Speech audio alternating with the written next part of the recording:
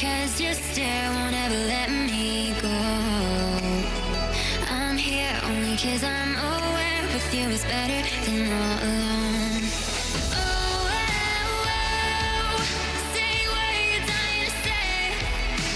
No, oh, tonight we're stars but we'll fade away. Go on, light me up, oh, go on, light me up while we're golden. Come on, light me up, oh, come on, light me up before we come down. Stars will always come down, so before we come down, down, down. Go on, light me up, oh, go on, light me up while we're golden. Come on, light me up, oh, come on, light me up before we come down.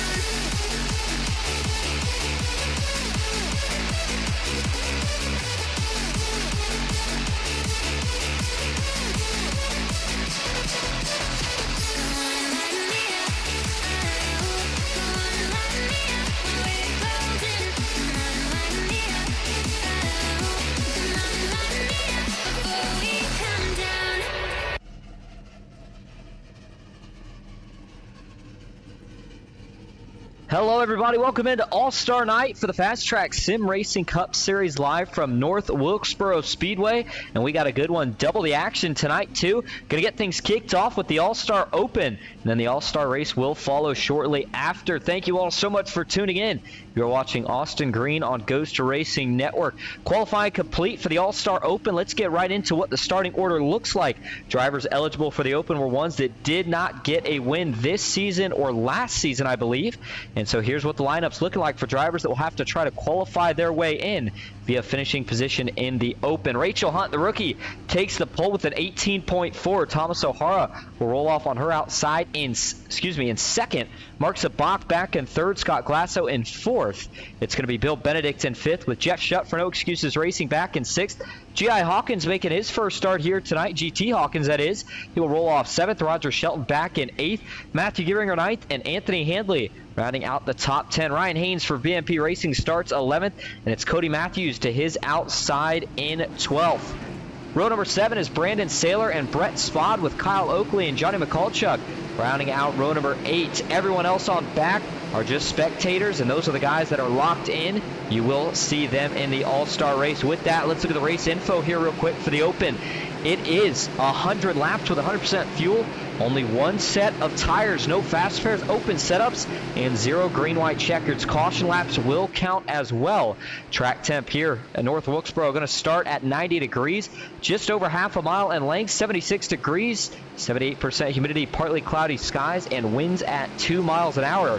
New North Wilkesboro has a little bit of progressive banking. Not sure if old or the one that iRacing has scanned in is the exact same or a little bit different. Point is, we watch practice. Guys were making a bunch of different lanes work. Bottom, top, middle. It's going to be a fun one here tonight. $10 on the line to the winner of the All-Star race. And on top of that, Ghost Racing Network bonus here tonight, doubling it down. Well, I guess it would make it triple to a degree. No, it'd be double. It's going to be $20 if the winner of the All-Star Open also wins the All-Star race. So, for example, let's say Rachel Hunt manages to win the All-Star Open here tonight, which she's in a good spot to do so already, and then wins the All-Star race. She will get herself $30. Here we go. Green flag in the air. All-Star night is underway. Good even start already on the outside. Thomas O'Hara trying to make something work. Everybody fighting for just a little bit of wiggle elbow room right now, if you will, as Rachel Hunt and the 07 continue to stay side by side. Drag race as the 61 gets a little bit loose.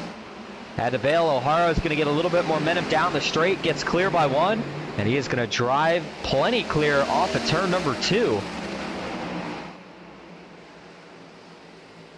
Everybody now starting to single file out just a little bit more and more. Side by side, further back, the 24, Brandon R. Saylor already looking to make a move. He's got the 98 of Anthony Handley tucked just behind on the outside. He's battling pretty hard right now with Kyle Oakley in the 17. And it's interesting, too, because most of the short tracks that we've been to this season, the inside has been the advantage. I mean, it's really been no questions about it, but North Wilkesboro, again, it's one of the things that makes everybody love this track, fans watching, and of course the drivers on it, is that there are so many options here, so many different things you can do, and right now a lot of people taking full advantage of that. I do want to hop on board here pretty early on, so we'll jump on board with Kyle Oakley, in fact, and look at the view he's got around this just over half a mile short track. Got clear of Anthony Hanley. Now he's looking to see if he can get up to the rear bumper of Brandon Saylor. Whenever we talk about short tracks, there's always the possibility of a bump and run type move. Don't know if we'll see it here tonight because there again is a little bit more room for passing with the different lanes, but it's always an option. Thomas O'Hara has not been able to run away from Rachel Hunt just yet. She's doing a terrific job still. Got on the pole. You knew she would have at least the short run speed. I think the question is going to be who out of this field has the best long run speed, especially if this thing goes green, because you've only got one set of tire. So you might have to save that to at least right around lap 50, depending on what strategy you're going to go with. 61 closes in on the rear bumper there of Thomas O'Hara through the middle of the corner, and Thomas was faster when he was rolling the top right out of the gate, but since he shifted down to the bottom, you see Rachel's kind of running a little bit of the middle diamonding it down to the bottom of the racetrack, and it seems like that might be the fastest line right now. O'Hara, though, not letting her close that gap up too much. Now we got side-by-side action between the No Excuses Racing driver and the rookie making his first start here tonight. Jeff Shutt on the outside in the 27 came so close a couple times in the last month to grabbing that first win. Just a couple mistakes here and there. You could see the visual frustration out of the driver cam a couple times for Jeff Shutt. He knows how good he is. The talent's there, and the car's been there quite a few times. It just hasn't worked out. There's a lockup there from, I think, the 39 of Ryan Haynes and the 42 of Roger Shelton. And then on the flip side of Jeff Shutt, just behind him now, or excuse me, just in front rather, is GT Hawkins. How about it? What a time to make, well, I said it's his first start. It may not actually be his first start tonight, as of course I was not here last week or the week before, vacation, and then a personal issue that we had to deal with last Monday, but glad to be back. As Cody Martin in the chat says, Austin, glad you're back. Thank you, Cody. Glad to be back and glad to see you back in the chat. Hopefully you're having a good night. Says, let's see some good pace out of Andrew Russo tonight. Absolutely right now, Andrew Russo back in the 17th position, actually not on track, and that might mean that he is already locked in. I believe it would. But by the way, I know I said top 4, and that was a little bit of a mistake. That's what it was originally planned to be. It's actually top 5 from this race at the end. We'll move on to the All-Star race, and then there will be a fan vote in which they're going to spin a wheel. And, well, it's a fan vote. It's more like a random vote, and that is they'll spin a wheel, and whatever driver that did not get themselves locked in by finishing in the top 5 here, they will also get a spot into the All-Star race tonight to race it out for $10. And if you win this race, you can be potentially racing it out for $30 if you can win both. Thomas O'Hara continues to lead. 15 laps now complete at North Wilkesboro.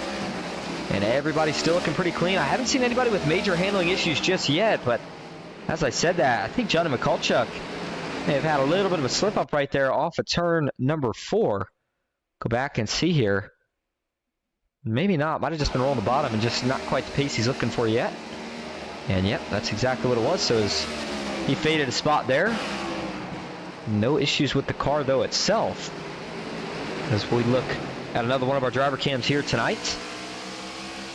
Both of the No Excuses Racing teammates in the All-Star Open tonight. You thought for sure at least one of them would be locked into the race with the speed that they've had so far this season. But again, it's not been maybe quite as consistent as they both would have liked. As, Johnny gets up the racetrack a little bit right there. But it's been there a couple times. And if you're looking for that first race to kind of break the ice, boy, tonight would be a great night to do it with the money that's on the line. And while it's not a points race, they said it in the real life race, and it applies here in the sim too. A race win is a race win, and it carries momentum all the same.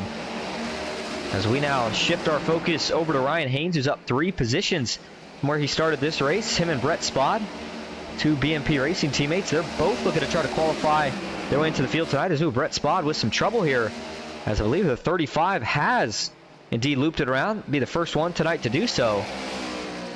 I don't see any damage on his Chevy Camaro, but got some data that he had some sort of trouble here and actually starts all the way on the backstretch. So he gets loose off 2. Watch this car just come around on him there. Back end starts to go, and he almost kept it off the wall. But when you get in that grass, it's like ice. You just slide, and he slid, and little tank slapper there to the left side, but didn't break any. Doesn't look like it broke the suspension at all, which is good news, because if that happens, it's usually a night ender. But let's go to the onboard view here for Brett Spod, and just watch the back end here. Looked pretty secure right as he got back on the throttle, but didn't stay that way for long. And caution's out. So as we go back live, more issues on track. Just ahead of the 72 of Johnny McCulchuk is Ryan Haynes. Look at this. Did a little backwards driving as he's going to do a J-turn onto the pits and get it back going. And so BMP Racing with trouble early for both cars here. Yikes. Not the way that they wanted to start All-Star Night. The driver out of Center Hill, Florida. His teammate, similar set, similar team. You wonder if, was it the same kind of issue, or did this one potentially involve some contact here? And for Ryan Haynes, same issue, different turn. This was coming off of turn number 4. And oh no, actually I take that back. I think he does get a little help here. I think it's going to be from Kyle Oakley. Watch the 17 here. Oakley rolling the middle really well, and just slight contact. In fact, I want to go to the left rear here. See if this shows a little bit better. I think that's what initially gets Haynes unsettled. Watch the bump. Boom. Right there, just a little nudge, and the car just starts coming around from there. Oakley tries to keep it out of him, but fortunately just not quite able to do so. Go to a couple more angles of it here. How about one from the chopper view? And this will kind of show you that car getting sideways with the contact here. And it's not much, but it doesn't take much. These cars are on edge here. And just, that's all it was in the left rear. And right there, it's unsettled. He's trying to save it, trying to drive out of it, but just doesn't really ever drive out of the spin. And Kyle Oakley arrives on scene for the second time, nowhere to go. T-bones him, but not too hard. Again, not going that fast here, so not too much damage on either of those cars. Haynes got it in the door too, so suspension should be okay. And they both should be able to continue as we look at a couple more angles. First, an onboard view here for Ryan Haynes. And this is when he was already sideways, but we'll show you the contact right there. And then just trying to save it, but just can't quite do it. Once he's backwards, says, oh, might as well let it roll here. Does a little top gear action. And does a little J-turn down to the pits to get it back rolling in the correct direction. That was a little bit of a close call right there with his teammate at the end, but again, no harm, no foul. These guys.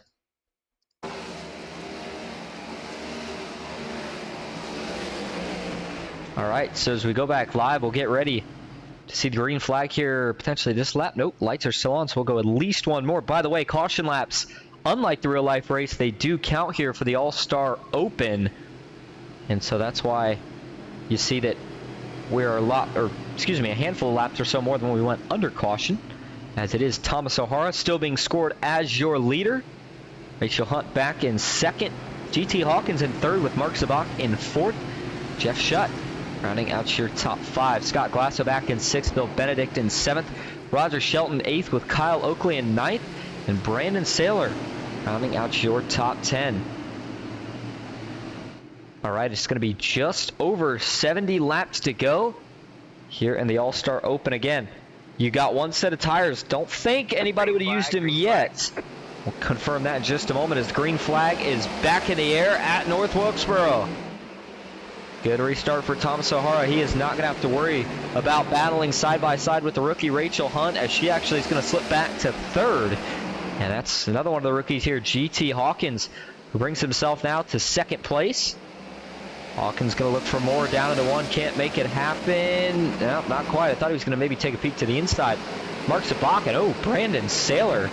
Heard some contact here. Did he slam into the back of Oakley here? Where did he get this? I mean, that's heavy front end damage. That's not something that just out of nowhere here. Was this on the restart maybe? I think it might have been here. Watch the initial restart. Nope, he already had it, so not sure where that damage occurred for Brandon Saylor, but front end certainly is concaved in a little bit more than he would like to see. As we look at the pit data here, and it looks like the 35 of Brett Spot is the only car I'm showing that brought it down to the pits. As Ryan Haynes, I think that was just the data we have shown with from his spin. I think he clipped the entrance to the pits. So 35 into the pits. And, oh, well, there you go. Jeff Marble in the chat says 35 took 2 tires, no others pitted. Interesting call, too, from Spot to take 2. So he will still have 2 left. We'll see how that pans out. But so far, the 5 of GT Hawkins, since he got up to second, has been putting the pressure on here. The 07 of Thomas O'Hara, you know, he's feeling it. And if these two continue to fight as hard as they are right now, it's bringing Rachel Hunt right back into the mix, and she's going to go around the top side. Look at the 61 up high. Oh, she gets a little bit out of the groove. Trying to push it just a little bit too hard there. She had a monster run through the center of the corner, and it translated to a big checkup on exit, as she was going to get into the wall. And now the 5's looking to the inside here. A little bit of a lockup. He realized he was going to get into Thomas O'Hara. Quickly bailed out of the throttle. Nice piece of driving there from GT Hawkins. But O'Hara playing a very good defensive game himself here. And it is a matter of inches here about how close you can get down to the bottom of the racetrack. And again, you see guys almost cut the entry a little bit. And then on exit right there, it almost looked like Hawkins got a little bit loose. Thomas was able to get the power down a little bit sooner. Not the case, though, on exit of 4. That time it looked like Hawkins was a little bit better. Running in the tire tracks now. Rachel Hunt still running in a very close second to this second place battle. 3rd place overall for the 61, and just behind her, Mark Zabak, the Canadian driver in the field. It's been a tough season for him so far, but again, talked about a night to change things around. The 9 could be one of those guys. Out of Victoria, BC, Canada. Jeff Shutt back in 5th. Roger Shelton 6th. Scott Glasso in 7th. Bill Benedict side by side here with Glasso. That is the battle for 7th right now, as you see Oakley on the outside. Just behind the 90 to 24 of Brandon Saylor. That's the Team Marvel iRacing rookie. On the contrary to a couple of the teams that we've seen where both drivers are in the All-Star Open, he's actually hoping to join both of his teammates who right now are already locked in to the All-Star race. That is Jeff Marble and Tyler Marble. And so if the rookie can deliver here, that would put Team Marvel iRacing, every driver on that team, in the All-Star race here tonight. We'll see if he can make it happen. Johnny McCulchuk's now up 5 positions from where he started this race at in 11th. Matthew Gearinger back in 12th. And then you've got the 2BMP Racing teammates running 13th and 14th, with Haynes in 13th, Spot in 14th. And then Cody Matthews back in 15th, with Anthony Hanley in 16th. Andrew Russo again. Not sure if he had an issue or if he was locked in.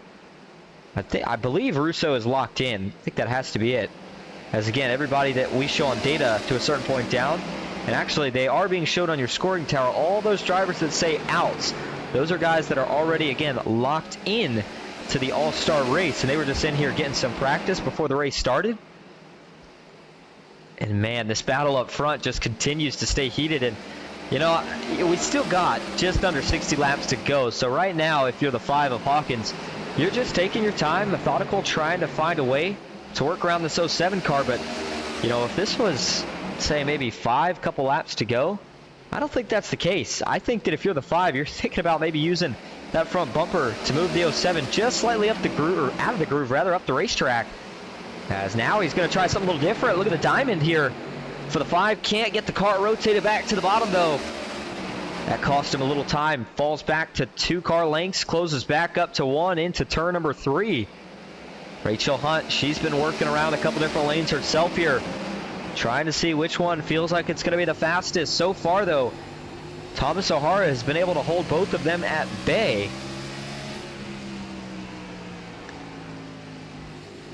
And looks like it's so interesting how everybody's just better and worse in different spots of the racetrack. I mean, for example, GT Hawkins, he's able to get on entry and through the center of the corner, I think, better than any of them.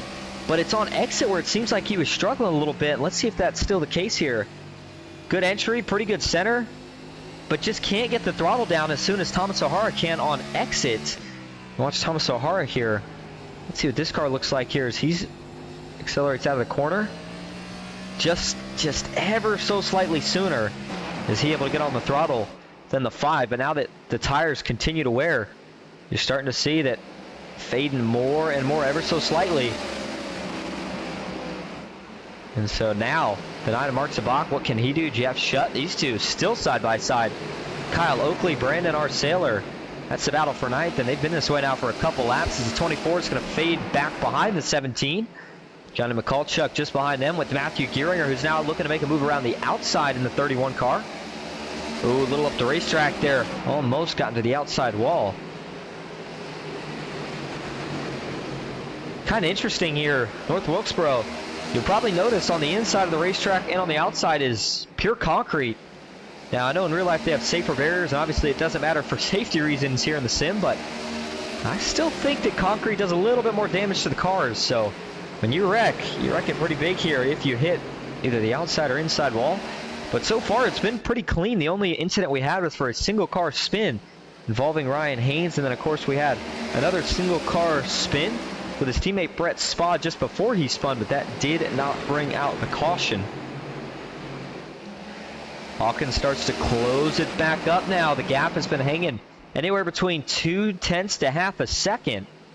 Rachel Hunt still there, as is Mark Zabak. Throw your top 4 under a blanket. But as we have just now crossed the halfway mark in this race, remember it's top 5 that advance into the All-Star race, with Jeff Shutt right now being the last driver in an advancing position. And then of course the wheel spin, similar to the fan vote except a little bit more random, will determine a driver that is not inside the top 6, or top 5 rather. That will also be the additional and final driver added to the All-Star race here tonight. As Dr. Pepper says, welcome back, Austin. Thank you, Dr. Pepper. Certainly appreciate it. Jeff Marble, there you go. Andrew Russo is locked, says I'm locked in, Daytona summer winner. And that was a course from last season. I forgot about that for a minute. Tell you what, dude, a lot of different leagues, and usually I can remember it pretty well, but I'd forgot about that one for just a moment. But looking at him here, Jeff Marble says 19 watching should see 19 likes. Absolutely. Cody Martin says I've got one on. Certainly appreciate it. These two continue to stay side by side. It's just nobody's got the advantage. The 24 continues to take the shorter way around through the corners, but Kyle Oakley is able to get that momentum on exit. Both cars, I should note, have some damage from prior incidents, with Brandon R. Saylor arguably having the worst of that damage between the two. But now, and only now, is the 24 of Saylor finally going to find a way to get clear. Now that he does, he'll see if he can start to get some breathing room between him and the 17 of Kyle Oakley. Further back towards the front, Roger Shelton. He's got a great run going right now in 6th. He's up 2 positions from where he started. But by the way, your biggest mover inside the top 10 is indeed the rookie, GT Hawkins. He is up a handful of spots from where he started this race. Again, he has had a couple of good chances here at trying to get by the current leader, Thomas O'Hara, who has led just about all of them. In fact, he may have led all of them so far. Was able to get by Rachel Hunt in the opening laps and has not looked back since, but he's certainly not been able to walk away with this thing just yet. And each lap that goes by, you know that those tires are going to fade more and more, and you just wonder who did a better job of managing them and who's going to be better on old tires. Whenever it's open setups, you can never count a guy out who's maybe slow at the start or fast at the start, because you know that everybody's designed their setups to do different things. Some people like to focus the setups on the long run, others like to focus it on the short run. And I think you're going to see a lot of that in the All-Star race. Guys like Austin Fitzgerald, Jeff Marble, who we know have great long-run cars. And then you've got a couple other people who have short-run cars. Might have speed out of the gate, and depending on the way the cautions fall, it's all going to depend how it pans out. Rachel Hunt now starting to put the pressure back on GT Hawkins. I think he slipped up a little bit a few corners ago. And so as a result, he faded back, and Rachel Hunt cut him a bit of a break, but now she finds herself trapped back in 3rd as well. Those two probably would not mind to see another caution. Neither would Mark Zabak. That would help really all 4 of those race cars. Jeff Shutt in the same boat. Roger Shelton really needs one as right now he is one spot out of the transfer. Bill Benedict getting ready to try to put him 2 out here. Bill Benedict with the Lego Technic Ford Mustang paint scheme. Good looking scheme at that.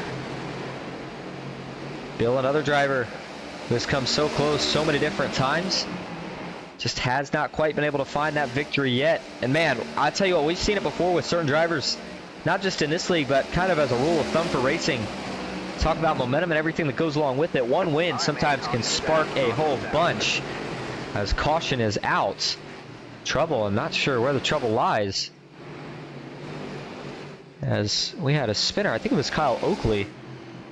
As, yeah, he now finds himself on the pit. So I wonder if it was indeed that 17 machine who has been struggling a bit since the start of the race. But it's interesting that he towed here. The car looks okay.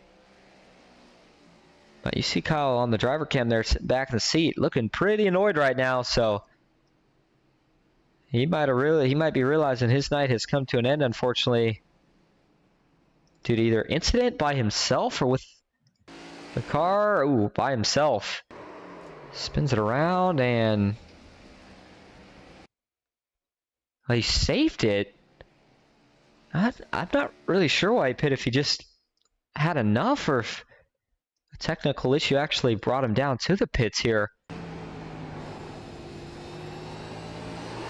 Ooh, man, that's a really, really weird way for the car to snap around. Yeah, like I said, I just can't tell if he meant to pit or not right there. But watch the way this car just comes around on him here. I mean, this one was so snappy fast. There's not really much he could do. He's taking the same kind of diamond arc that we've seen a couple people doing in the corner, trying to get the car back to the bottom. You want to get it pointed straight for exit, and didn't quite get it that way. Got back on the throttle. A little bit too much power to the rear wheels. Get some spinning, and once it started to go, it took off from there. It's just no real saving it. We'll look back here. I was trying to see if we had maybe one more view of it, but it doesn't look like we're going to get one. So we'll just look at one more here from the blimp cam. As you saw the onboard, and watch the car here. So the line he's trying to take, he's going to get a diamond. So instead of hitting the apex on the bottom, he almost hits it up top, but as he tried to point the car back down to the bottom, it just goes right around on him. Nobody around, but you know, you wonder if maybe a little bit of the damage that he had there on the right front from earlier contributed, although I doubt it. You know, this track not very aero dependent, so just an unfortunate self-spin right there. And that is going to most likely bring the chances of heading to the All-Star race for Kyle Oakley tonight to an abrupt end. Lights are still on the pace car. Let's see what pit stops are looking like this time. And looking at it, boy, it was a busy place. We had a lot of them, and I'm thinking that was probably just about everyone. Show you a replay of what pit road entry looked like here under this yellow flag. Thomas O'Hara leads him in, and looks like everybody else is going to follow. There goes the rest of the field. We'll speed it up here and see, do we have anybody try to take any strategy here? Did they all take 4? Brett Spott, of course, earlier took 2. And looks like here, saw the right side get jacked up, the left side get jacked up. 4 tires was the call for, looks like everyone, as Thomas O'Hara won the race out.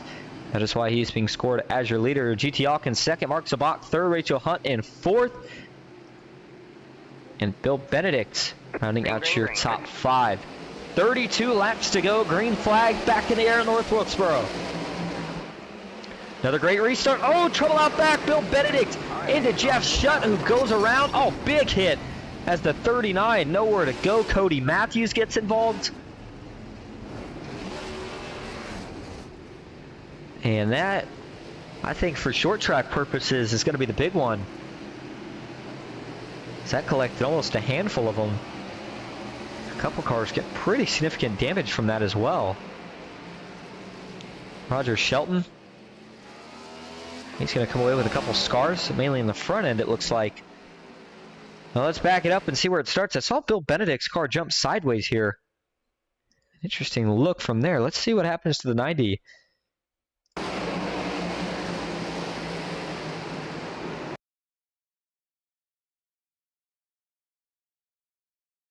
And you saw here, he gets a little bit of help from Roger Shelton. Not sure it was interesting the way the 90 kind of backed off. I mean, look at this. He's like right on the front or the back bumper of Zabak, and I think that's just Benedict, you know, getting in the braking zone a little bit early, which nothing wrong that Bill does there. I think Roger Shelton just misjudges that a little bit, not expecting Bill to check up necessarily that early. And watch it from the cockpit view here. Bill Benedict, make sure there wasn't an issue. Yeah, no issue there. He's just getting out of it early to be conservative. Knows it's the first corner on the restart and how treacherous those can be. And once he gets tapped here, I mean, it's on. There's just not much that can be done right here. Gets the car sideways. Going to send him down into the 27 of Jeff Shutt. Jeff Shutt goes for a slide. Gets us up into the left front of Roger Shelton. Those two really got the worst of it, although I saw again Cody Matthews came barreling in at the last second, and oh, that's what happened. Matthews is trying to dodge it, goes low, gets clipped, and that's going to send his car dead into the fence as well. Oh, that's a hard hit for Cody Matthews. Show you that one more time. It's 27 as he gets into Roger Shelton. Brandon Saylor just misses it. And then Johnny McCulchuk got tapped, and then there's Ryan Haynes, who also had nowhere to go. So Ryan Haynes in a wreck earlier. Let's hop on board and see what he saw through this one.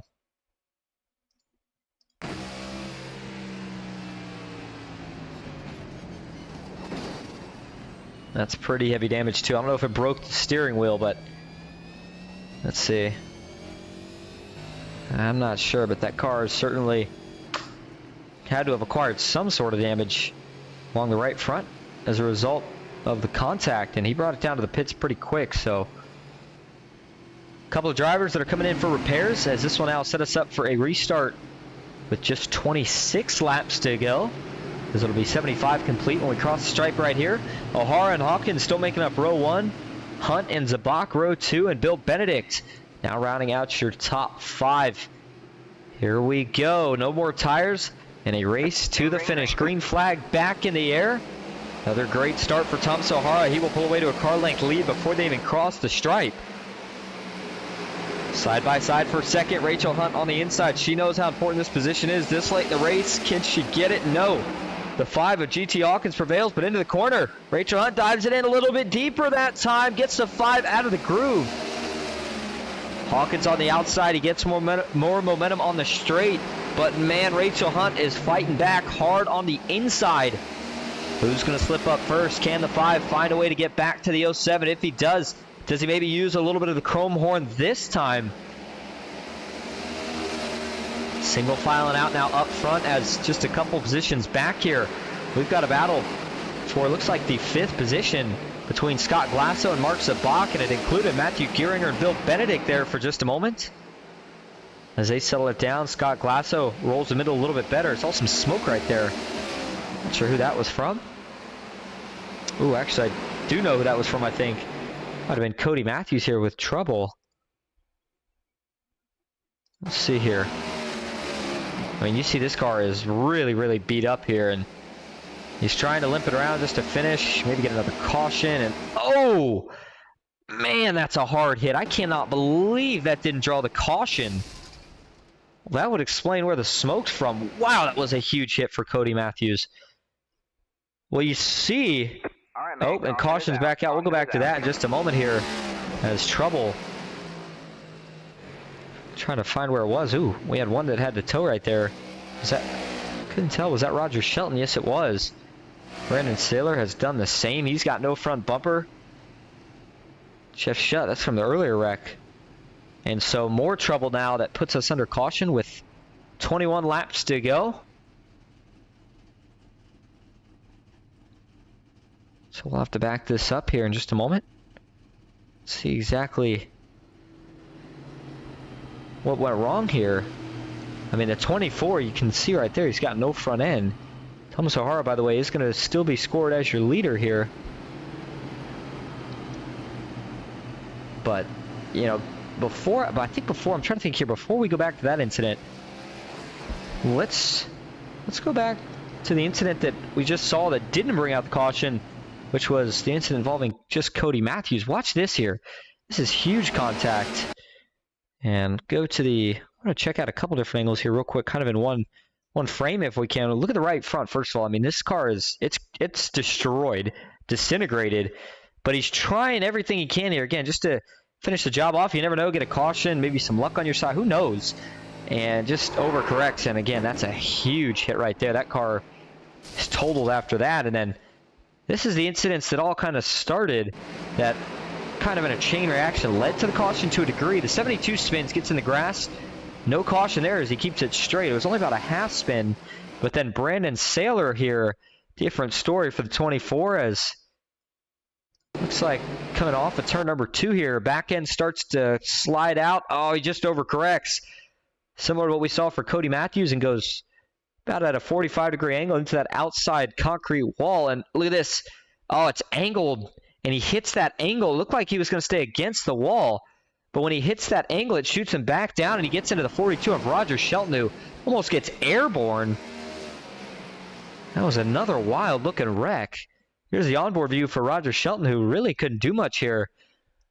Watch this. He sees the 24 get loose, hit the wall, says, okay, I'll go by on the inside, and then gets tagged.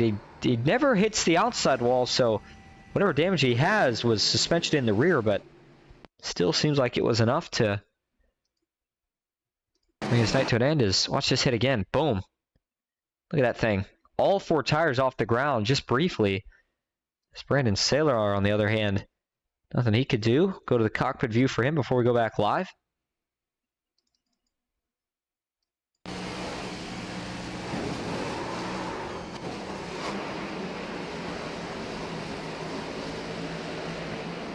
All right, so as we go back live now, get ready for another restart. 17 to go this time. Going to be 16 to go when we get the restart. Thomas O'Hara, Thomas O'Hara, GT Hawkins, front row. Rachel Hunt marks the box, second row. Scott Glasso and Matthew Gearinger, who Jeff Marble in the chat says, watch out. Started last, in position now. Here we go, green flag back in the air. Good start, but this time not quite as good as the ones we've seen before. Can the 5 get even off a 2? Not quite. Hawkins tried, now he's going to try the crossover back to the inside. Still nothing doing just yet. May have to think about using a little bit of bumper. Oh, now the 4, Scott Glasso, he almost went around back there off of turn 4. Got really, really loose, but again was able to hold on. As, by the way, we are down to only 10 cars out on track. So at this point, you've got almost a 50. Actually, yeah, you've got a, caution's out. So I might be, Ryan Haynes, Johnny McCulchuk, and Scott Glasso. And we may have just advanced from, you got a 50% chance of making it, to if your car is on the track without damage, you're going to make it. As we're going to collect 3 more of them in this one here. 14 laps to go. All right. And again, there is no green-white checkers in this one, so we don't have to worry about that on this caution, but we start to slowly inch closer to that window. And you start to get nervous that maybe this thing doesn't end under green. Certainly not the way a lot of people like to see it go, but watch this from the from the blimp cam first off, as you'll see the 4 Glasso just gets a little out of shape. Good save, no harm, no foul. Little lockup to straighten the car out, and then not in this corner, but it's going to be in the next set of corners is where the issue starts. And oh, Benedict, man, same thing that we saw with Brandon Saylor just a couple laps ago here. Gets a little bit loose and then just puts too much wheel back in the car. Watch from the chopper view here. A little bit loose, trying to correct, but overcorrects. And 35 of Brett Spot, I thought it was Ryan Haynes initially, but that's the 35 right there of Brett Spot. Just nothing he can do, nowhere to go. And then hitting the outside wall there was the 90 of Benedict. And the 4 of Scott Glasso collected as an innocent bystander, and boom, he takes a pretty hard hit. And, well, no, I guess I was correct. Ryan Haynes did slide in, and it goes from about a 3-car wreck to looks like about a 5-car wreck when it's all said and done.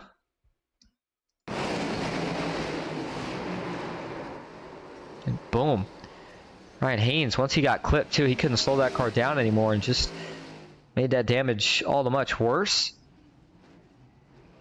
There's Bill Benedict trying to get it back rolling. Go to one more view here from the onboard view. Bill Benedict, after he makes contact with the wall and then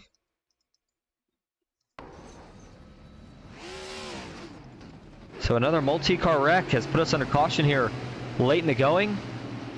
And it is Thomas O'Hara who is still being scored as your leader. Again, he's been the dominant car. I think he's got to be the favorite, but crazy things can happen at the end of these races, so I would by no means say that he's got this race locked up. GT Hawkins, the rookie, he's been impressive tonight as well. In second, Rachel Hunt. She's been on a storyline of her own here tonight, getting the pole. Couldn't quite, I don't know if she was able to get a lap led. I know she was battling with O'Hara on the front row there for the first couple of laps, lost the lead, and has been fighting close to get it back since. Has not quite been able to do it. Mark Zabak, the Canadian driver, one of his season best runs he's having here in the Open so far. Matthew Gieringer, the storyline for starting in not one of the best positions, but bringing it back towards the front. Scott Glasso in 6th, Johnny McCulchuk 7th. And that is right now actually Bill Benedict in 8th. Looks like just now making it back. Them go home from here, it looks like. And then, of course, potentially if... Oh.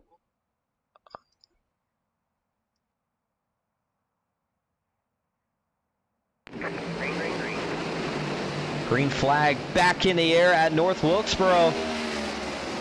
Only 9 laps to go. This thing is going to start to wind down in a hurry here. This time, though, the 5 GT Hawkins makes the move. He gets clear off of turn 4. New leader at North Wilkesboro. The 07 now going to try to fight back. First time Thomas O'Hara has not been in the lead.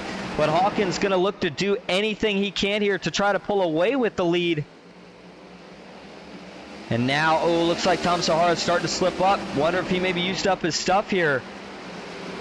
The 07 now getting ready to be under fire from the 61 of Rachel Hunt. Everybody still grouped together. We have got to make it all the way to the white flag before this race will be official.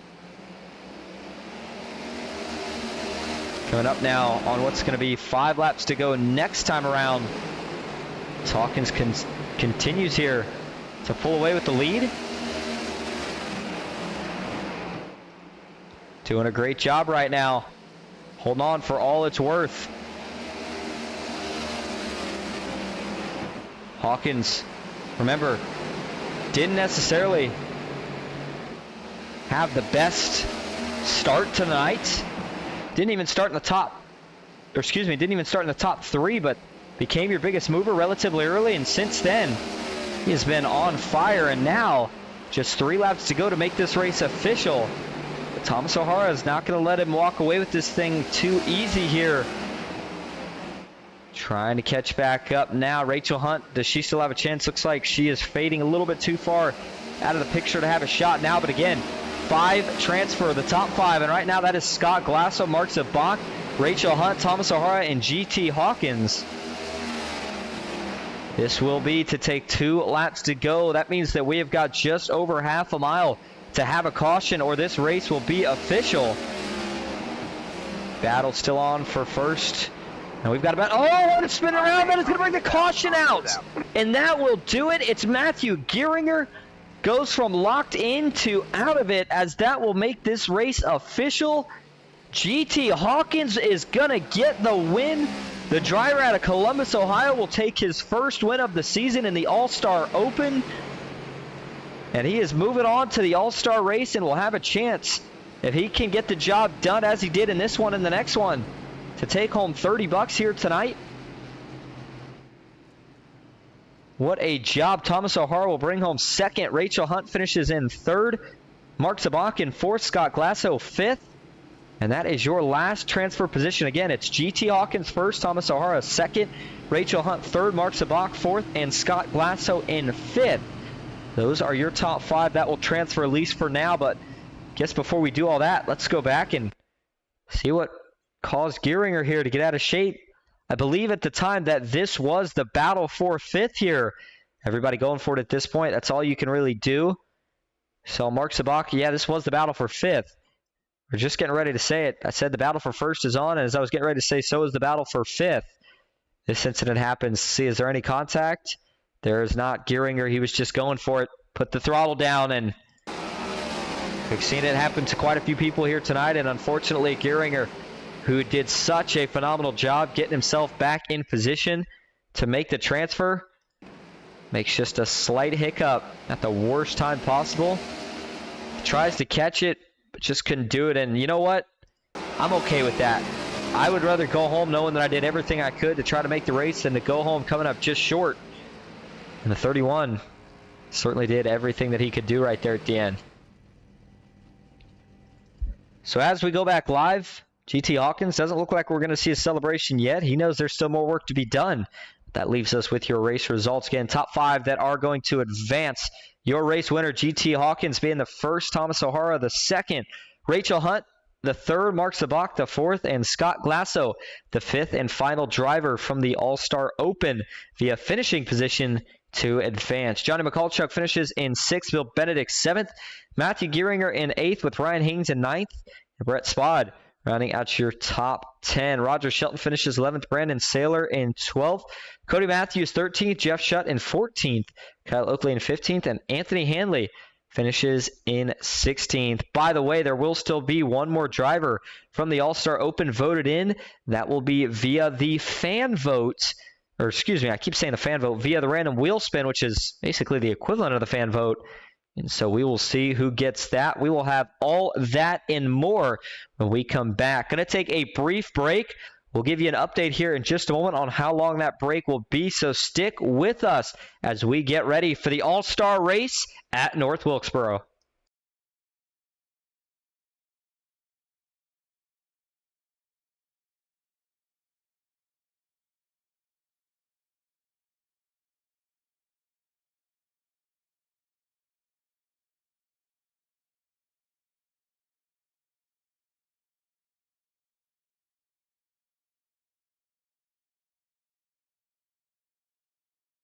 Quit flying away while things go. Time ain't ever been on our side, so between now until we go home. Oh, oh, oh, say what you're dying to say. No, oh, oh, tonight we're stars, but we'll fade away. Oh, go on and light me up. Oh, go on and light me up while we're golden. Come on and light me up.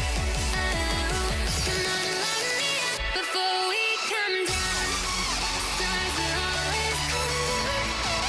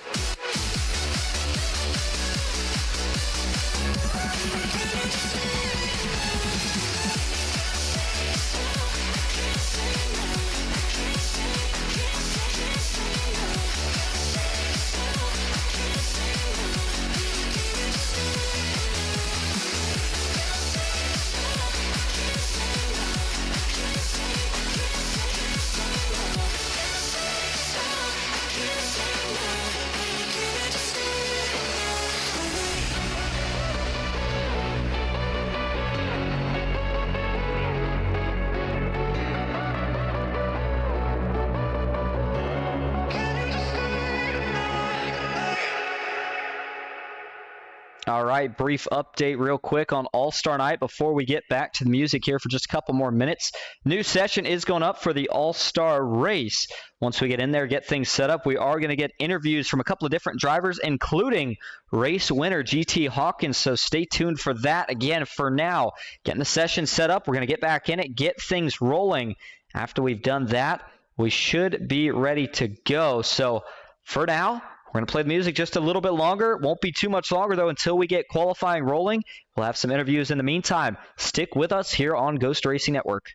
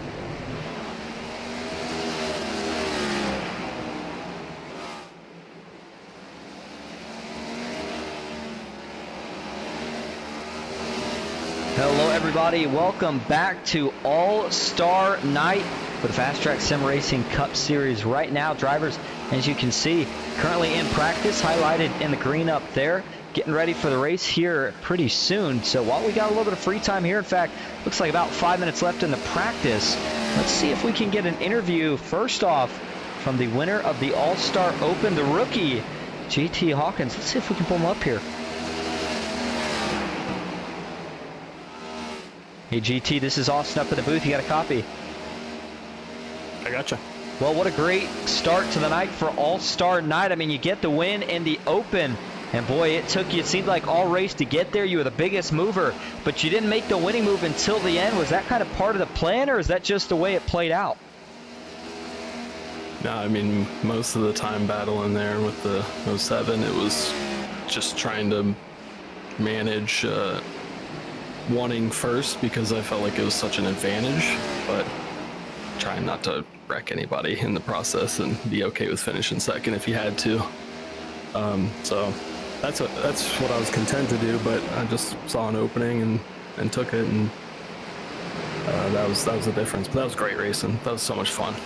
Certainly was fun to watch, and now you get the opportunity to do it again on a little bit bigger stage with some money on the line here. If you can get the job done in both, going to be taking home a $30 bonus, and you already got you're already halfway there, but gonna have to start a little bit further back potentially in this one. So what's gonna be the strategy on getting back to the front? You only got one set of tires, so how do you push that issue? How do you manage the tires? Yeah, I mean, longer race and same amount of tires, you notice a difference after 20 if you pushed them too hard. So definitely learned my lesson from the first half of that last one there, and try to use the bit of experience I have to my advantage, I guess. Absolutely. Well, we'll let you get down and get prepared here with just a couple minutes left in practice. But hey, again, congrats on getting the win. And in fact, before we let you go, just in case, is there anybody you'd like to shout out here tonight? Yeah, I just want to thank Jeff for having me out here, and everybody for putting this on, and all my friends, family out there watching. Thanks. Absolutely. All right, GT Hawkins, that is your All-Star Open winner. Looking to see if he can get the job done, potentially win the All-Star race as well. All right, you see there, it looks like just under 2.5 minutes left. We did have some other people transfer in, and let's see here if we can potentially get at least one more, maybe two, but for now I think we're going to keep it saying, let's just see if we can get one more interview. And it's a tough choice because we got a lot of very talented drivers, but I think for now we're going to stick with the man who I believe, as it stands now, should be leading in points, and that is Jeff Marble. Let's see how he's feeling about the event here tonight.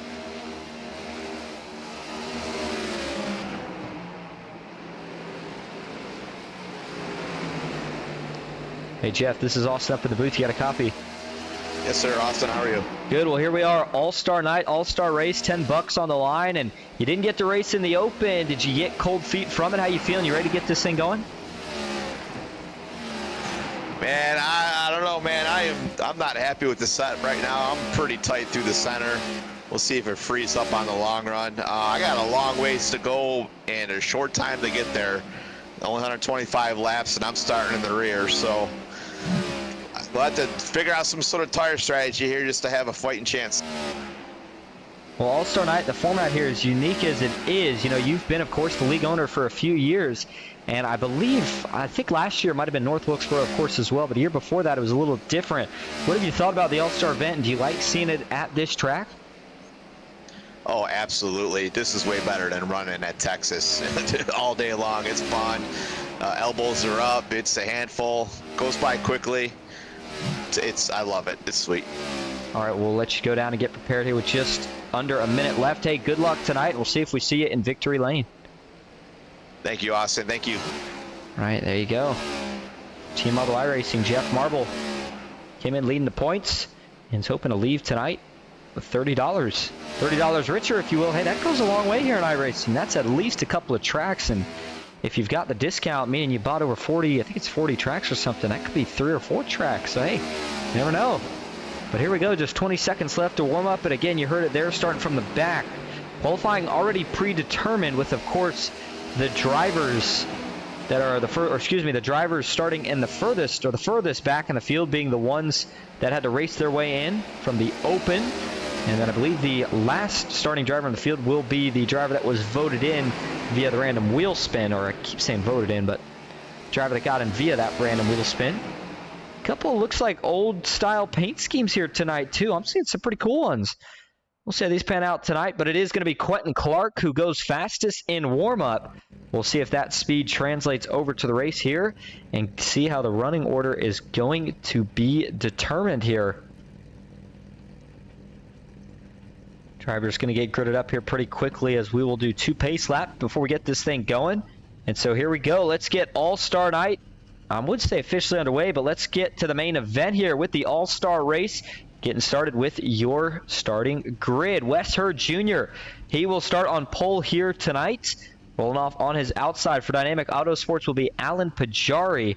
Back in third is Andrew Russo with Brian Conklin to his outside in fourth. Andrew Mraz back in 5th, Danny Gutierrez in 6th, Michael Mueller 7th, Jake Hickson in 8th, Jared Bundy 9th, and Quentin Clark Rounding out your top 10. Moving on back to row number 6, Tyler Marble and Ty Iopolito. Austin Fitzgerald starts in 13th with Jeff Marble in 14th. GT Hawkins in 15th with Thomas O'Hara in 16th. Rachel Hunt, she will start back in 17th after a good finish. Good third place finish in the All-Star Open. Mark Zabak, the Canadian driver, back in 18th. Scott Glasso in 19th. The man getting in off a good break after a lot of bad luck in the Open is going to be Brett Spod, as he got the random wheel spin as it landed on his name. So here he is. He will roll off last. Got a lot of work to do, but hey, the opportunity to be here is all the opportunity that he might need to get the job done. And race info, more or less the same. Really, the only difference for this one is that we have 25 more laps, and we have 2 green-white checkers instead of none, but still the 1 tire set. And track temp's still going to be pretty similar as well. In fact, bringing up the weather on the right side of your screen there, I take that back. It's actually cooled down significantly, down to 77 degrees from what was 90 at the start of the Open. So see if that has any effect on the way these cars drive. Should make the speeds maybe go up a little bit. That should be about it. And the grip level, of course, increased. 71 degrees outside, wind still at 2 miles an hour. So it is now 7:02 sim time. And partly cloudy skies, 77% humidity as we get ready to go. All right, pace car going to make the left turn for the first time here tonight. Green flag in the air. The All-Star race is underway. Good restart. This one looking a lot more bunched up than anything we saw in the All-Star Open. Got to fight for these positions off these restarts because you know it's going to be the best time to get them. Once things get spread out, especially if we go green for a little while, you may be stuck where you're at for quite some time. Especially, again, can't forget about that only 1 set of tires. So yeah, I mean, 2, you see almost 3 wide right there with the 97 of Andrew Mraz almost getting stuck in the middle as he's got the 99 of Michael Mueller, his teammate, put the pressure on just behind. All that action towards the middle. Meanwhile, up front, we've got a battle for the lead ourselves here as it's Brian Conklin. Strong out of the gate. He's already picked up 3 here as he takes the lead down into turn number 3. I wonder if the 37's maybe trying to use his stuff up a little bit more right here to try to get around the 12 of Wes Hurd Jr. He's able to power around through the center of the corner, but that 12 getting a little bit more momentum. Not going to be able to hold on any longer, though. Wes Hurd Jr. fades to second as Brian Conklin for Team Marble iRacing takes the lead. And I know in the Open, I mentioned that there was already 2 of the teammates for Team Marble iRacing locked in. There's 3, and I apologize. By no means did I forget about Brian Conklin. Just forgot briefly that he was on Team Marble iRacing. But he has shown you tonight that he belongs here, and right now he is performing with the best of them. Ooh, we had somebody slip up big time out back.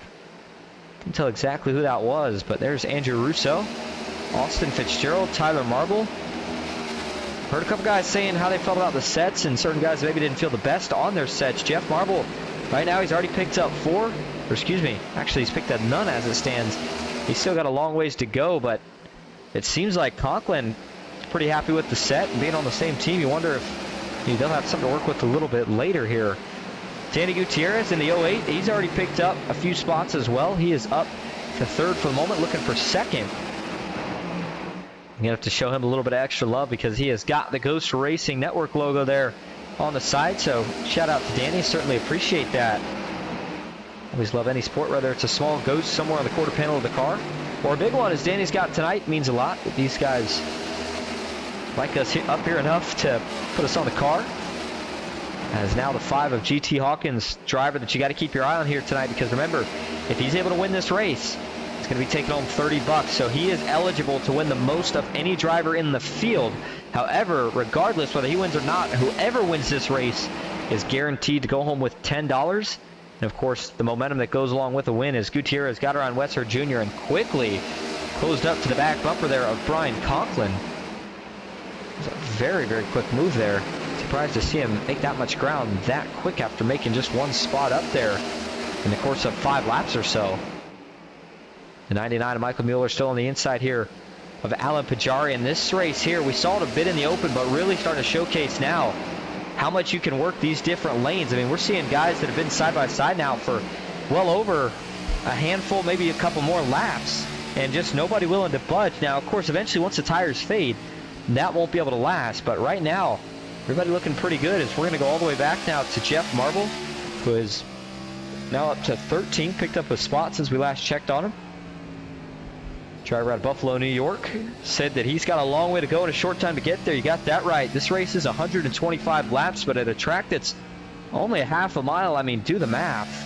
It's not that far, just a little bit over 60 miles, so this thing's going to be over here pretty quick, quicker than these guys realize. And when you've only got that one set of tires, you got to hope that your strategy is set up pretty good, or maybe catch a lucky caution break and get a little bit of luck on the strategy side. You heard Jeff potentially mention that as one of the ways he was going to try to get to the front. Here's a 16 of Jake Hickson on the inside of Alan Pajari.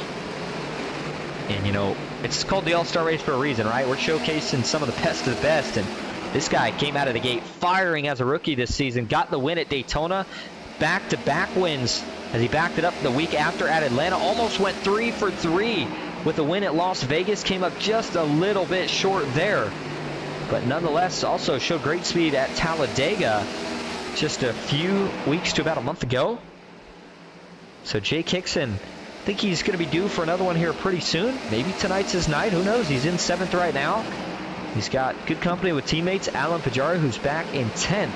And then Austin Fitzgerald, driver out of Las Vegas, Nevada. Oh, man, pig wiggle out of the 74. Just as we get over, what a catch. Oh, my goodness. I'm telling you, whatever it looks like from TV, amplify it by about 5 in the cockpit. That's how it looks and feels as a driver. Watch this. Wow, and he overcorrected too. He corrected the car, and at the same time, he corrected his overcorrect. Watch this in slow motion. Watch his hands here. Back to the right, and then boom, knows he's overcorrecting, catches back to the left. That is a tremendous save from Austin Fitzgerald. Nicely done to save that car and keep it going. But that certainly tells me that he is struggling big time with the handling of that car right now. You wonder, I mean, I'm not sure if that's what it is, but if it's loose right now, based off what we saw from that last corner, maybe it'll tighten up and be faster than a lot of these guys late in the race. I'm not sure, but right now, definitely struggling. Point is, though, Fitzgerald, the driver out of Las Vegas, Nevada, actually where I was on vacation at just a couple weeks ago. But the point being that he came in pretty high on the points pedestal as well, well into the podium for points, so doesn't have to worry too much here tonight about, of course, losing any of that. It's not a points race, but you figured he'd be a little bit faster here, but running again right behind his teammate Alan Pajari in 12th, so not a terrible run. Still a little bit of work to do, though. Rachel Hunt, on the other hand, she continues to impress. So far in this race, she is up 7 positions from where she started. Remember, got 3rd in the All-Star Open, and 2 people that beat her was Thomas O'Hara, of course, JT Hawkins, and as it stands right now, Rachel Hunt is ahead of both of them. So she may have found something here so far this race that both of the other 2 podium finishers from the Open have not found just yet. As now it looks like Jeff Marble looking to work his way around the outside of Hawkins. By the way, that is a battle for 13th, so Jeff Marble still just not been able to go in the right direction. He's been stuck with where he's at for the most part up till now. Danny Gutierrez still in 2nd, but starting to fade now as Quentin Clark, one of the short track heroes that we've seen this season with the job he's done at Phoenix. And of course, backed it up with a win not too many races later. I'm trying to remember what track it was. I know they got 2 wins. I'm trying to remember if it was a short track or if it was one of the 1.5 miles that we went to. Point was, he's been phenomenal, of course, on really every track that we've been to, but he's kind of shown, I would say, more so at the short tracks. Looks like he actually did get the win at Kansas. It was the first of the last 2 weeks that I was not here. Didn't get to see it. And then it was Dover that he got the other win at. Austin Fitzgerald winning last week at Darlington. And so that was Quentin Clark's 2nd win. And then got the 3rd one at Kansas. So Quentin Clark's definitely been on a roll. Fitzgerald with 2 in the books. And so the rookies have really kind of been the thing that's made this kind of the Fast Track Cup Series version of the NASCAR silly season, with just everything pretty much being the dead opposite of what you would have expected. But I am so impressed right now with the job that Brian Conklin's doing. I mean, he comes right out of the gate here off the start and just takes the lead. Usually when you see a guy do that, it means they used up their stuff and they fade pretty quickly, but Conklin has not faded, not yet at least. And we're almost 30 laps into this run. Now, theoretically, if it goes green, I think that you've got to stretch those tires unless you're trying some sort of strategy. But if you're anybody in a decent position, I think you realistically got to stretch the tires to probably at least halfway. I would say probably at least halfway through this race, so maybe right around maybe lap 63 or so. And then you can pit pretty much any time after that, with the further you are towards the front, maybe dictating, do you wait a little bit longer? And maybe the further back you are, do you go in a little bit sooner? But as for now, with 29 laps complete, Conklin leads, Danny Gutierrez in second, Glenn Clark back in third, Andrew Raz in fourth, Michael Mueller rounding out your top 5. Well, the All-Star break is usually a pretty good break in the season, and then we've got a big event coming up next week, one that I know the drivers are probably looking forward to, and we're certainly looking forward to as well from the commentators booth, as it is one of the crown jewel events of the season, and that is as we head to Charlotte Motor Speedway. And that will be, I believe, I think it's going to be, I don't know, it is, yep, sure enough. I was trying to check if it was one of the No Bull 5 races, yep. And so that'll be the longest race of the season at 200 laps. A 1.5 mile race, that's 300 miles. And so again, at minimum, at least 50 miles further than any race that we've ran this season, but it is going to be a fun one. Do not miss out on that. 200 laps, again, a No Bull race. Then the week after that, to kick off June, we head to Gateway for 120 laps there. And then we go to Sonoma for I believe it's the second road course of the season. As not made in the first. Point is, going to be another good one there as well. Then we go to Corn State, Iowa, followed by New Hampshire, Nashville to kick off July. And then Chicagoland a week after, July 4th, Pocono on the 15th. And then we head to the Brickyard closer towards the end of July. And then a bye week on the last week of July. And that is the upcoming schedule, at least for the next couple of handful of races or so. And we talked briefly about what points were looking like. But with Austin Fitzgerald getting that win, he may have actually advanced to first in points. I initially thought Marble was leading. I'm not sure how many points that last win had gained him. But right now, we'll go back in the field and take a look at how some of the drivers are doing. Russo just had some sort of issue here, as he has already fallen a lap down in that 20th spot. So tough break for Russo so far, as Jared Bundy sits in 19th, Brett Spott in 18th. Alan Pajari in 17th, Scott Glasso 16th, Mark Sabak in 15th. Jeff Marble still at a stalemate in 14th, hasn't been able to gain any. GT Hawkins, Thomas O'Hara 13th and 12th, but still battling similar to what they pretty much did. Seemed like the entirety of that All-Star race, or excuse me, the All-Star Open rather. And we go up a position, Austin Fitzgerald in 11th, Rachel Hunt currently sitting in that 10th spot, Jake Hicks in 9th, as cautions out. Trouble for the back of the field here, trying to figure out exactly what it is, and there's your answer. It's the Canadian Mark Sabak with trouble here. Not sure what happened, but saw that car parked against the inside concrete. Doesn't look like he's got a lot of front end damage, though. That's the good news. Bad news is that I think he's going to lose a lap from this. Yes, he does. And he's got some damage that he's going to have to go in and work on. So here we go. Let's see where it all goes wrong here for Mark Sabak. This is coming off at turn number 4 and just loops it right around. We've seen it in the Open, and you saw a couple guys almost do it here in the actual race so far tonight. You knew it was just a matter of time, and Sabak looks like it's going to be the first one to indeed loop it around here. Goes to the inside. Oh, he might have had 2 tires on that apron. Again, it's not necessarily an abrupt transition here at North Wilkesboro like it is at, other tracks. If you get onto the apron, that's why certain guys try to utilize it, but it is still a little bit of an abrasive one. And boy, I'll tell you what, I watched it from the chopper view right there. Watch how close he comes to hitting this inside tire barrier that's covering the pits. Oh my goodness. And if he would have hit that, it would have been race ending. He went from potentially race ending damage to not really hitting anything, but just missing that. There, yeah, you see it right there. He's got 2 tires below the apron. I think that's what does it for him. And he's just trying to get that diamond down in the corner, but this doesn't quite work, and goes for the slide. Lets it roll, and oh, actually drove himself into the inside wall after initially not hitting anything. Watch this from the nose view first. I'm going to show you, try to give you a better idea of just how close he got to that tire. Man, I mean, that would have destroyed his race car. Maybe he threw him back out on the track and destroyed even more race cars. So really, really lucky here to not hit that. Save his car. And see Alan Pajari, looked like Scott Glasso as well, sneaking by with no issues. So we were able to get it back going here. We'll show you one more view here from pit lane 2. See him in the background there. Spin it around. Come to a halt. All right, so as we go back live, 42 laps complete. Still about 20 short of being halfway through this 60-plus mile event. Brian Conklin being scored as your leader, though. Danny Gutierrez second, Quentin Clark third, and Mraz fourth, and Michael Mueller running out to your top 5. Pit stops are from this point. It's a tough call here. What do you decide to do? Well, it looks like Jeff Marble decided he wanted to try to pit here. And remember, he said he needed to try something. He decided he was going to put all his chips on the table here. Let's see, did he take 2 or 4? That's what I'm curious about here.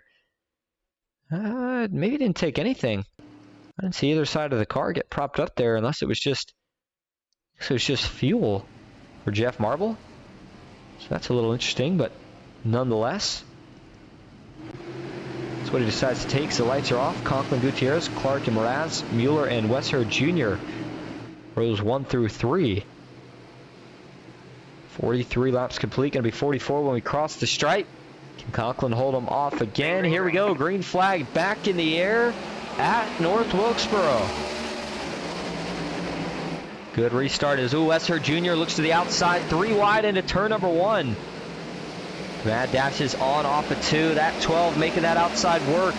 Guys are going to be taking notes of that one. What a power move from the 12. He doesn't get a lot to show for it, but I'm telling you, that move is viable. We saw right there he had nowhere to go, so he tried 3 wide, and it worked for at least that first lap. He's going to try it again here this time, and it's all that checking up on the inside of the racetrack that allows that move to work. But now Gutierrez gets into the wall. That stacks him up on the outside. Meanwhile, up front, Brian Conklin picking right up from where he left off as he starts to pull away to about a 0.3 of a second lead. And I'm sitting here looking at the skies outside and just getting a little worried for a minute that it may have been getting a little dark here, but it looks like the sun was maybe just behind some cloud cover as it's now popped back out. As remember, even though in real life they have lights here in the game, they do not, and at least not yet, as again, I think this is the old form still of North Wilkesboro. But what a great time to go racing. Speaking of that time outside and the weather, track temp has not cooled down. In fact, it's actually warmed up a degree, it looks like. A little bit interesting change in temperature there, but single file for your first 4 to 5, and then Westherd Jr. getting side by side again here with, looks like Danny Gutierrez, or at least tried to that time. Couldn't make it happen as Tyler Marble in the 48. He's going to maybe think about a trip to the outside. Somebody kissed the wall just a few spots up. Westherd Jr. Further back, a lot of single file action before we see the next 2x2 battle, and it's Jeff Marble who's back in 14th. Actually make it 16th as he faded after losing a little momentum right there. And he is just struggling right now. Scott Glasso just behind. There's Mark Zabak after spinning. That's where he's faded to, and traffic is just so brutal to get through here. Oh, caution's out. Oh, we got a spinner on the back here. Is it Pajari? Or is it Mraz? It looks like it's Mraz in the 97. The rookie for Riot Motorsports. He's got himself a victory on the season. This season, that's how he got himself locked in. Out of East Lansing, Michigan. And you knew he was going to be a strong competitor here tonight. Had a good run going, but it all went south here, and it was, he had a teammate in front, a teammate just behind, and it's going to be another single car incident here where he just gets loose and tries to catch it, but he spun back onto the racing surface. Well, he never really spun off of it, but you saw the car was initially sliding towards the grass. He realized that that may not have ended too well, tries to save it. The car just slightly overcorrects, and I mean, again, no harm, no foul, didn't hit anything here, but certainly hates that he's going to lose his track position and may kind of force his hand on, force his hand now on Hafting to go in to take tires. As you saw, nobody else get collected in that one, just a single car spin. And we'll take one more view here from the blimp cam. All right there, just starts to slowly step out. And as fun as this track is, a couple guys saying before the race started that it's a tough one. Jeff Marble described it as elbows up, and you're constantly fighting the car to keep it going in the right direction, but also try to get as much speed as you can out of it. And with 53 laps complete, the man who continues to find the most speed out of his car is Brian Conklin, but now he's got a couple of hungry Riot Motorsports rookies just behind him. Conklin will lead us back to green. Quentin Clark will line up on row 1. Michael Mueller back in 3rd. Danny Gutierrez in 4th. Westford Jr. rounding out your top 5.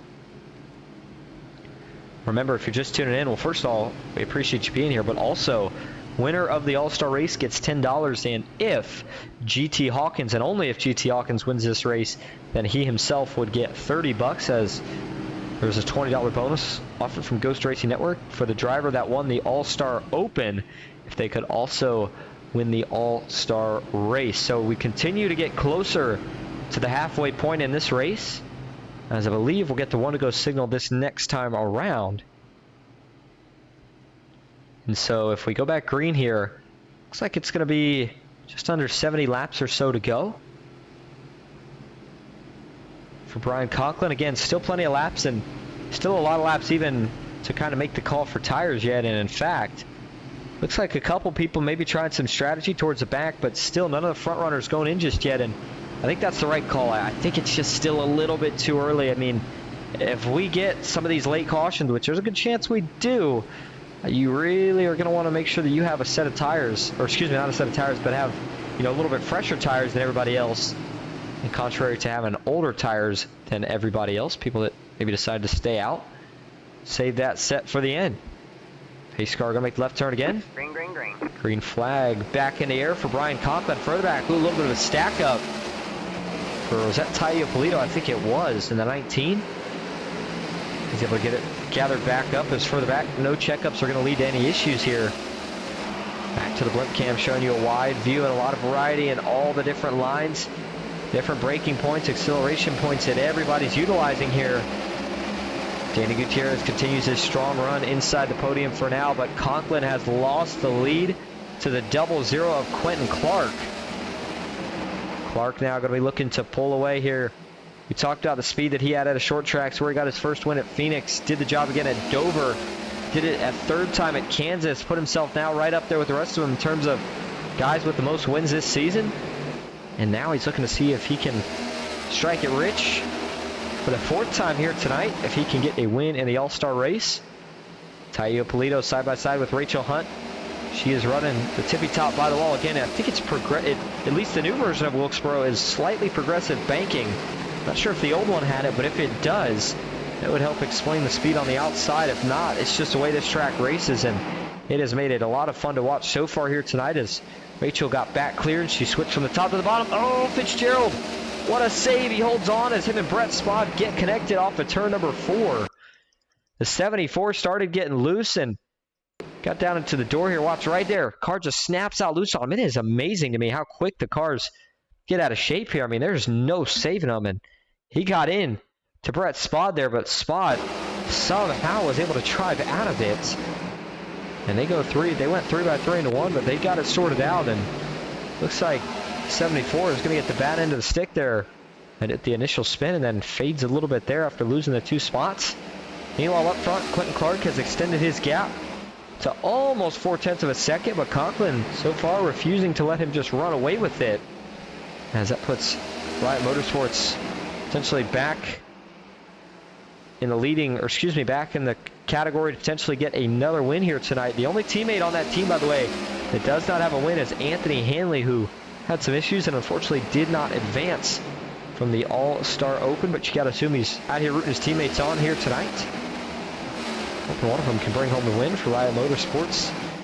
Meanwhile, the 35 of Brett Spod still charging very hard on the outside, and it seems like it's working pretty good here as he just flew by the 5 of GT Hawkins there. I mean, nothing he could do as Spod seems to be on a mission now. The 07 and the 19 side by side, as is Rachel Hunt and Danny Gutierrez just in front of them. Talked about Jeff Marble, who's still in 13, so he's picked up that one spot again, but has gone no further, unfortunately. Just slowly starting to run out of time as we are now over halfway through this race. So you got Quentin Clark in front, Brian Conklin second, and Tyler Marvel third. We're going to take a quick break, but we'll go side by side. Stick with us at the All-Star race.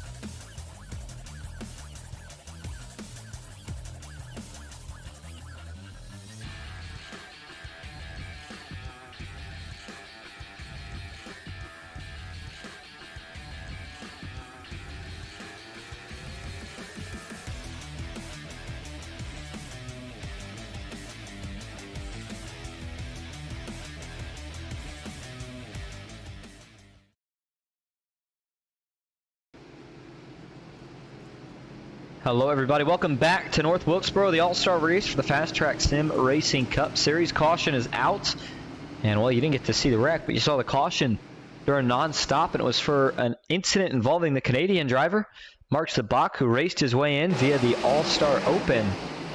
And what happened here?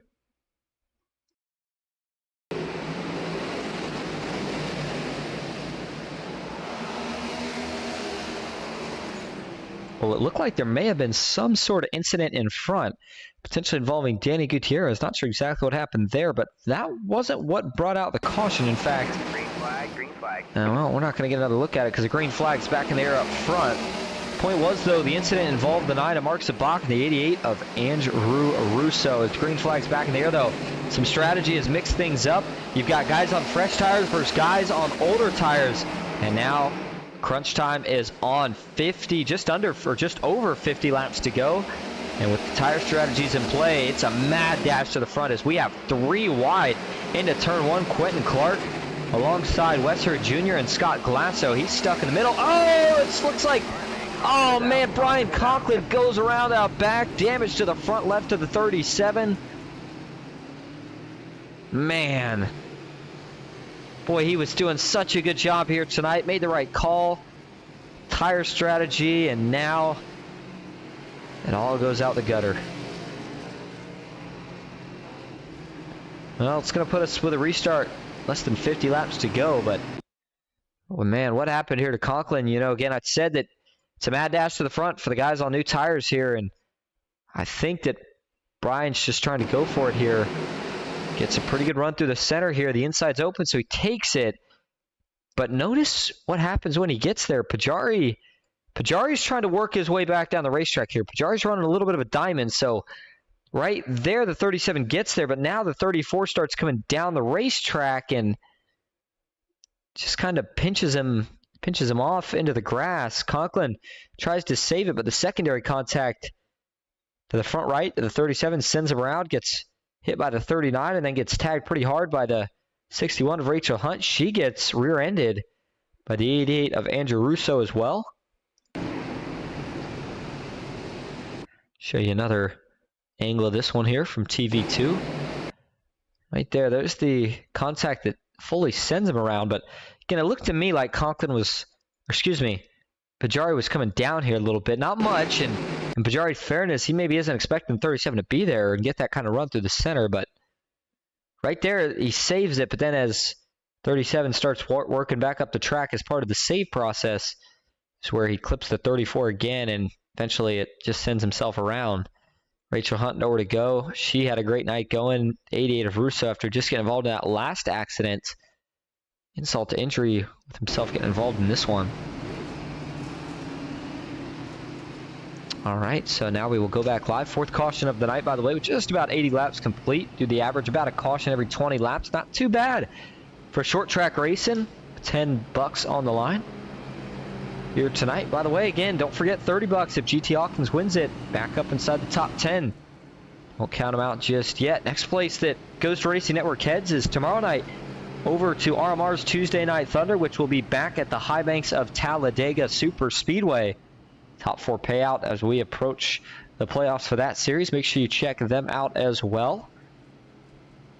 Good time to be a part of iRacing. Some big events coming up in-game. Of course, the Coke 600 in real life and in-game in the coming weeks. The Indy 500 event coming up shortly as well. You've got a lot of the endurance events. And then you've got leagues right in the time as the FastTrack Sim Racing Cup Series is, with the All-Star Race events that are going on and the racing that they continue to produce. So lights are off, and it is O'Hara Mraz in row 1. Brett Spot, how about that? The strategy call after getting involved in a couple incidents. Still has damage on that car. Has him up to 3rd. Jeff Marble, same deal for him as he is in 4th. And rounding out row number 3 is Quentin Clark, Wesser Jr. Don't forget that 00. Fastest car on the track so far here tonight. Green flag back in the air. Great restart for the front row, but Jeff Marble gets caught sleeping just a little bit. Wesser Jr. is trying to bully his way in there, and he's going to be able to do just that. Got to the outside. Exactly what that 12 car needed and wanted to do. And so now, if you're the 00 here of Quentin Clark, you know, I say that you've got a little bit of time. It's not much, but it's enough to maybe be a little bit patient here. Don't have to try to get it all in one lap and see how he's able to go bat it here.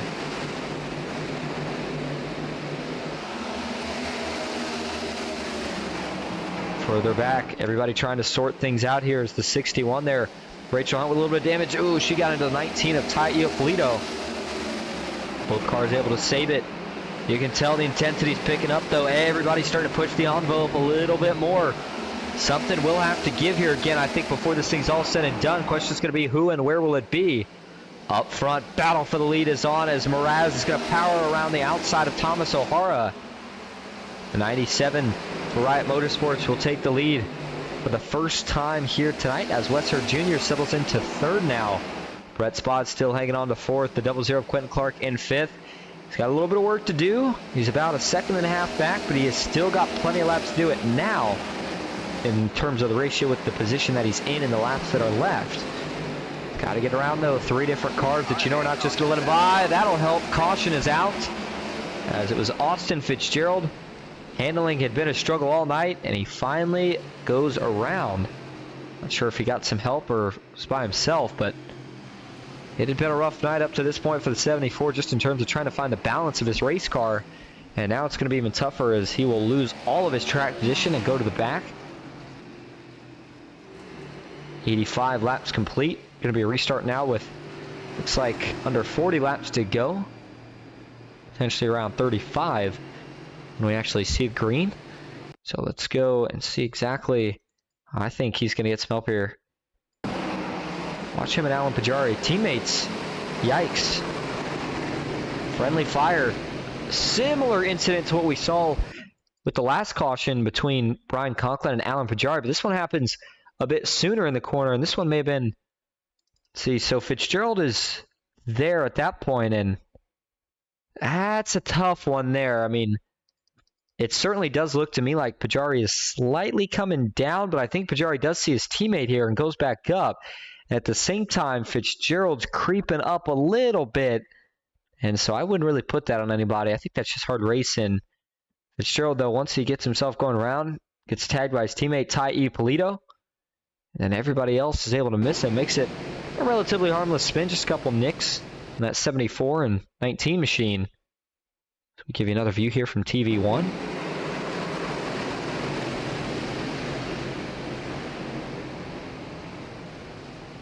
All right, so as Fitzgerald gets back rolling, we'll get ready for yet another restart. And it is Andrew Mraz being scored as your leader, Thomas O'Hara in second, Westford Jr. back in third, Brett Spod fourth, Quentin Clark in fifth, GT Hawkins in sixth, Alan Pajari back in seventh with Tyler Marble eighth, Michael Mueller in ninth, and Ty Ippolito currently rounding out your top 10.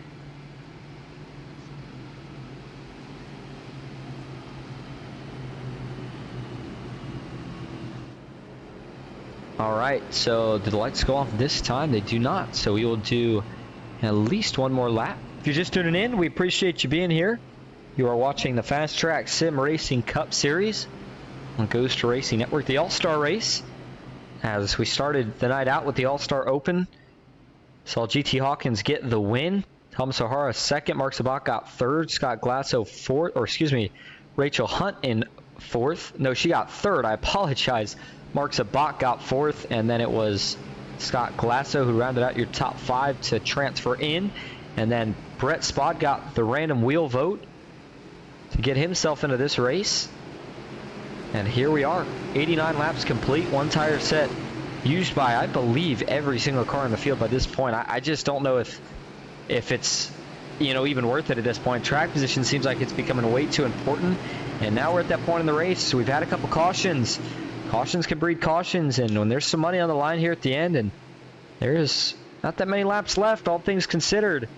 Intensity's getting ready to start picking up here in a big way. Green flag back in the air. It's going to be 36 laps to go at North Wilkesboro. Another pretty good start for the front two. Mraz on the inside, O'Hara on the outside. The 97 car wanted to get clear, and he is going to do just that. Brett Spod blinking a little bit, but he is also going to be able to shuffle in line back. Oh, never mind. Goes side by side now with the 5 of GT Hawkins. Ooh, hold on to it, Alan Pajari. The 34 does so.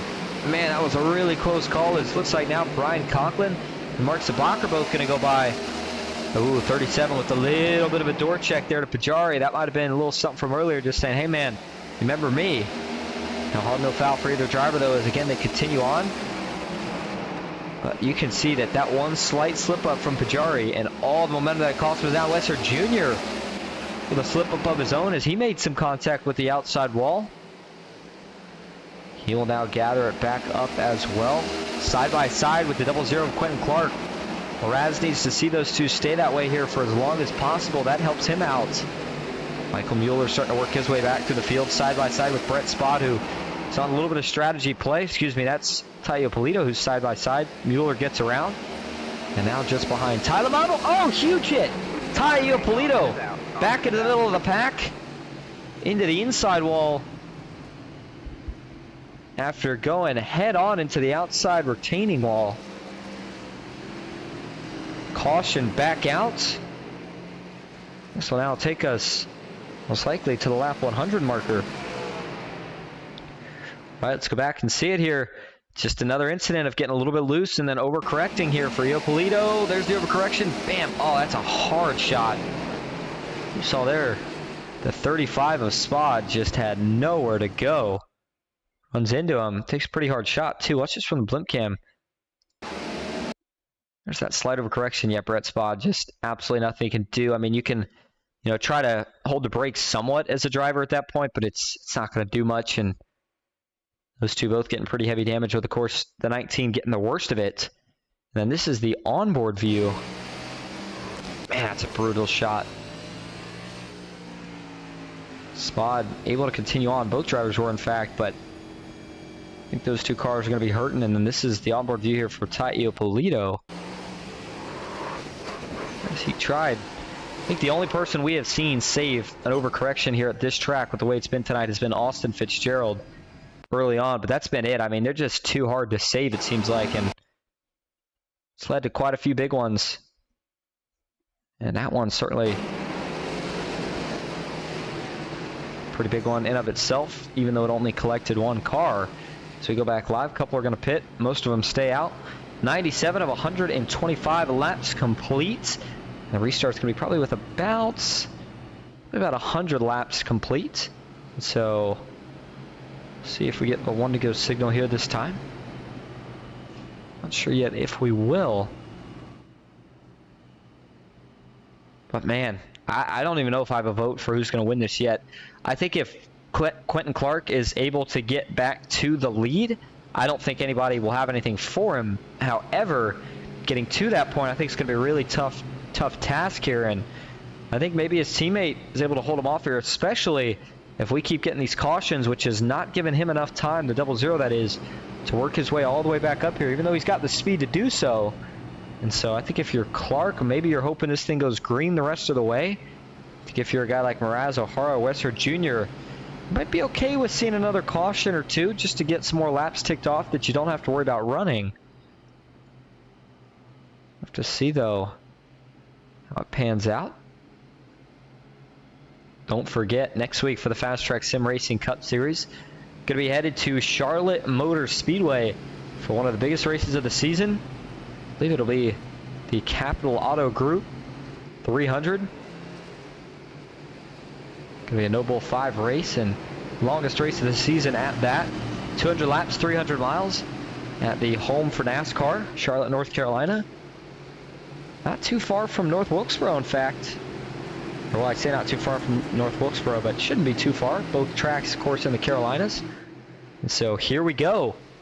$10 on the line here. Don't forget about GT Hawkins, though. He's going for 30, and he is back in that fifth spot. Got a chance. Green flag back in the air. 26 laps to go at North Wilkesboro. Thomas O'Hara dives it a little deeper into the corner this time than he had the couple of previous restarts. And it will be enough. I was going to say, last time he came just short of being able to stay even on the straight. Not this time. Quentin Clark working hard on the outside to try to get this 00 to either make a mistake or get him and himself clear. Not going to happen. Oh, Clark's going to try to shoot the gap in the middle. Oh, he goes around. Quentin Clark goes around into the middle of the pack. Collects a bunch of them in turn number 2. Oh, my goodness. Jeff Marble's got damage. Plethora of others, and Quentin Clark's chance at winning the All-Star race. He's going to go up in a wreck here. Yikes. Well, I'll tell you what. He was going for it. We saw it. Now, I'm not going to say, well, I don't know if it was him going for it here, if there was contact. I think there was contact between him and O'Hara when he tried to shoot the middle. That's exactly what he did. He was trying to shoot the middle. Yep, and sure enough, he hits the 07, but the 07 isn't the one that gets wrecked here. Instead, it's the 00. Gets turned around from this contact, and he's just going for it. He's got new tires. He knows he's got to go this late in the race, and Rachel Hunt, Scott Glasso, Austin Fitzgerald, Jared Bundy, Jeff Marble, all just pile in with nowhere to go. And watch this from a little bit of a different angle here. This was TV3. Right there's the contact. And just gets that front end down left. Back tires start to slide out. Tyler Marble also nowhere to go. You see he makes pretty significant contact. Able to keep it off the outside wall, though. Then Rachel Hunt with the biggest damage there. She T-bones the 00, and then she gets plowed into by the 3. Jared Bundy, they work down the racetrack. Fitzgerald, Glasso, nowhere to go. And then Jeff Marble thought maybe the 00 would slide back down, chose the top, and unfortunately that is exactly where the 00 ended. Give you 2 more looks, one at full speed here.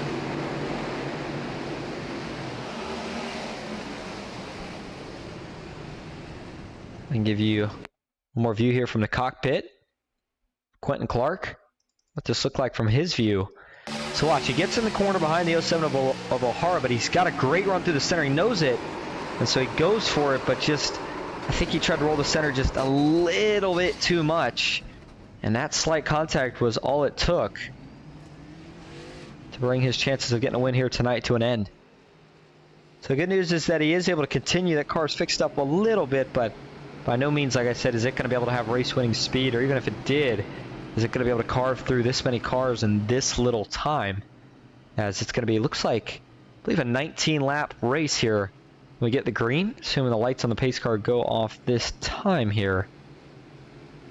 Let's see if that is indeed the case.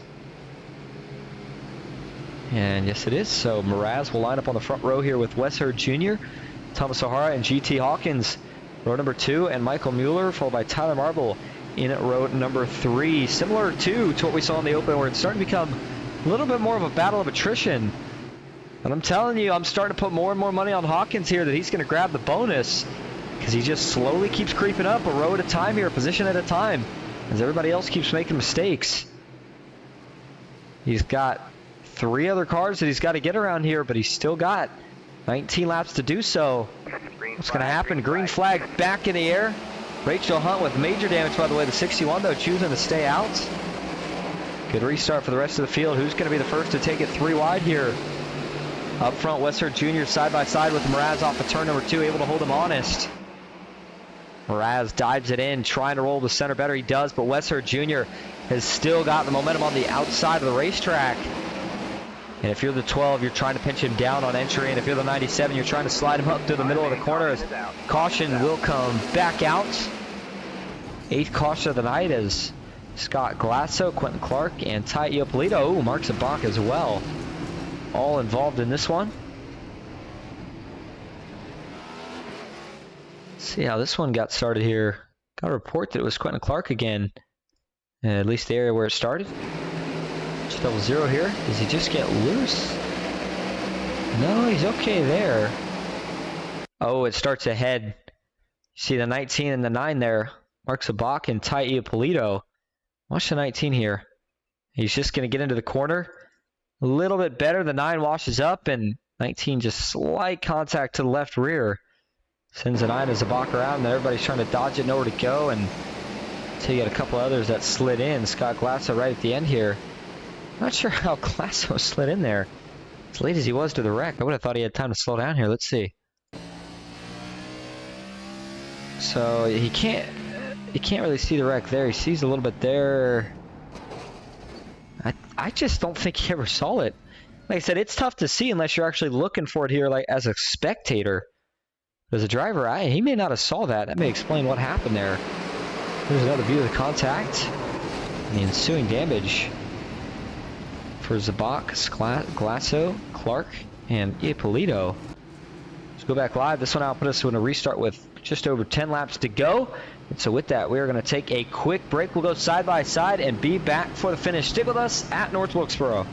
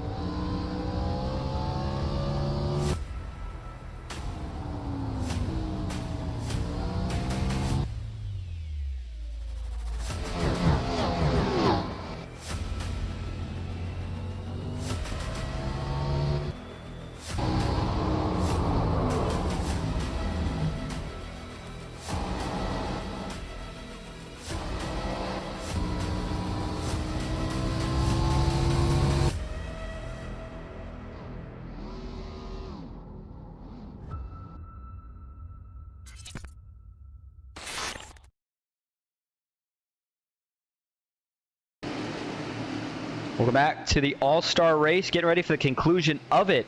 It's going to be a 12-lap sprint to the finish. We've had a couple of cautions, though, here towards the end. Might have a couple more. Who's going to win the big money? Here we go. Green flag back in the air. Wesser Jr. off to the races. Ooh, the 5 GT Hawkins slipped up a little bit there in the braking zone. He is going to be able to get clear, though, of Thomas O'Hara. Oh, the leaders starting to get into each other here. Hawkins, what would he do? He knows that he's the only driver that can win that bonus. How aggressive is he willing to be? He's going to get to the inside of Wesser Jr. here into turn number 1. Gets on the brakes early. He's trying to roll the bottom. Man, the top coming in strong. What a move from Andrew Mraz as he got back to the middle. They were 3 wide for just a moment. Things settle back down. Oh, the 97, though. He got into the 12 right there. More contact. These guys, Jeff Marble said elbows out. That's the definition of what's going on right now. 10 laps to go. Mraz is going to go around into the middle of the field. And it looks like Brett Spott's going to get into him here with nowhere to go. Caution is back out for the 9th time here tonight. And Mraz is going to take his banged up Ford Mustang down to the pits pretty quick. As, yeah, that car doesn't look like it's going to be able to continue too well. Man, similar to his teammate here, another incident where it's just, you're going for it. I mean, it's late in the race, you're pushing it. You're at the point where you're giving the car pretty much everything it can take, and there's a little part of you that has to just rely and hope it sticks. Sometimes it does, sometimes it doesn't, and it just came around on him so quick. I'm trying to figure out, was it already loose when he got back on the throttle? Yeah, I think that's the problem. I think it was already getting out of shape when he got back on the throttle, and of course, once that's the case, then it's guaranteed to go around. Let's watch this from the blimp cam here, or actually rather the chopper view, and see if, watch back into the car here. Right there's where he puts throttle into it, and then just as soon as he does, the back end starts to go around. Now it's a scramble to try to miss him, and 35 of Brett Spa just happened to be the man who got involved, and then he gets turned around here. Don't think he hit the outside wall. No, he doesn't. But it did rip the front end off of the 97. Take another angle of it. All right. Go back live now and set ourselves up for now. It's going to be a shootout instead of a sprint. That should only be probably 3 or 4 laps. This thing's all said and done. Wesser Jr., by the way, was watching just before this race, and interestingly enough, he must have been taking notes because he's found speed. Had it early on, got to start first, and he's found it here late as he's got himself back leading the way. The job's not finished yet. Again, still going to have to lead these last few, and a lot of times those are the hardest to lead as a driver. GT Hawkins, though, in second, sets himself up for a great chance at it here. Even Thomas O'Hara. That's 2 drivers in the podium right now that race their way in via the open. Man, Wesser Jr. with a great shot. Let's see how he's feeling here for the restart. Hey, Wesser Jr., this is Austin in the booth. You got a copy? I do. How you doing? Good. Well, hey, man, you were watching the first race on TV. Did you take notes? Did you learn something? Because you have found speed here late in the going, and, man, you're going to have a good shot at this thing here at the end. Yeah, we're going to give it a shot. I'll tell you what, it's so fun to be able to drive, like, crossing over the seams and helping to make the car turn. So just try to keep it in one piece here. Well, we talk about the All-Star race. It's not a points race. $10 on the line, though. How much are you willing to give up here? Or how aggressive are you willing to be, rather, to try to hold on to this lead? As long as we finish it, whatever we got to do. Fair enough. All right, well, we'll 12 let you... tires wide, 16 tires wide. Let's go. I'll tell you what, sounds like a good plan. Well, we'll let you go. Hey, good luck here for the shootout for the end. Thank you. See you. Mr. Jr., there you go. Said willing to do whatever it takes as long as you can keep the car clean. Getting ready to find out what that means. All right, it'll be 4 laps officially. Green flag in the air. Who's going to win the money? Good restart from Wesser Jr., but not enough to get clear of the 5, at least not down into the corner. GT Hawkins rolling the outside now. He is going to get clear. What a move from the 5 of GT Hawkins. Oh, Wesser Jr. gives him the bump. Wesser Jr. trying to give him a little bit of a move. He's going to get him again here down in turn 1. No, he's not. Wesser Jr. feels like he might be the better car on the outside. That's what he's going to try. Looks like the 5 gets back clear. 3 going to be coming to 2 laps to go this next time. Wesser Jr.'s got to be careful. The 48 of Marble could get to his inside here. Try the top again. It's not working. Last lap for there to be a caution. Look at this. Can the 5 of GT Hawkins, who won the Open, hold on to win the race? He wants to see that white flag, and he wants to see it bad because he knows that means no more cautions. White flag in the air. 1 lap to go for GT Hawkins. First race that I've had a chance to see him in here tonight, but more importantly, he had to race his way in through the All-Star Open. Guess what? He did that. And here he is in the All-Star race. Out of 4, he wins the money and he wins the bonus. GT Hawkins wins the All-Star race at North Wilkesboro. How about it? Who would have guessed it? The rookie. Similar situation to the 12. Maybe did not quite have the most speed at the start, but boy, he found it by the end. And what a job. I'll tell you what, well deserving of that 30 bucks. Maximize profit tonight, that is for sure, and he's going to burn it down this time. Didn't get to see a burnout in the Open. Felt like there was more work to be done, but now he knows the job's done. And he is going to celebrate.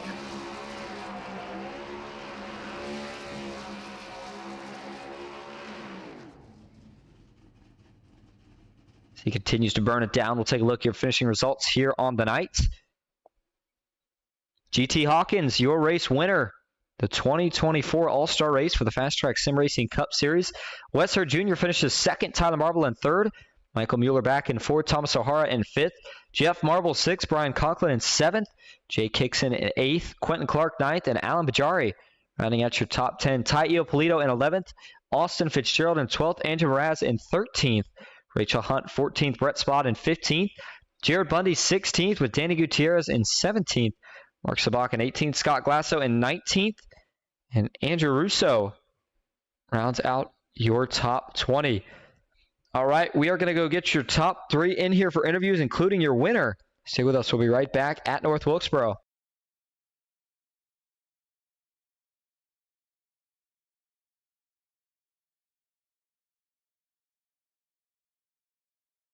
All right, going to start first here tonight with your 3rd place finisher, Tyler Marble. Tyler, this is Austin in the booth. You got a copy?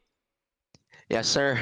Well, no points, and it doesn't pay for 3rd, but it's still a great finish nonetheless. Tell us a little bit about your race here tonight and how you feel about your podium finish.